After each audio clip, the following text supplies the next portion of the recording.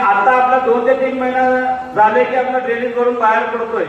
अनेक जणांचं गटरी पाणी जाण्यासाठी प्रॉब्लेम आहे. त्या सगळं दुरुस्ती घरकुल विकासासाठी आपण मास्तरासोबत तेलुगू भाषेतून सगळे उभं राहायला पाहिजे.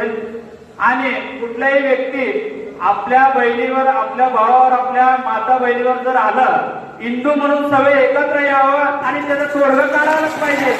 जय मार्कंडेय,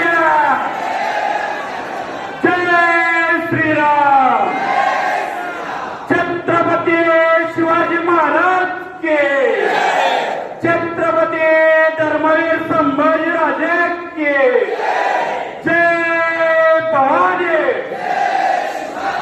जय शिवाजी.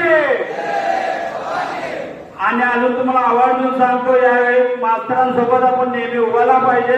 तेलुगू भाषिक म्हणून मास्तरांना निवडून आणायलाच पाहिजे. आणि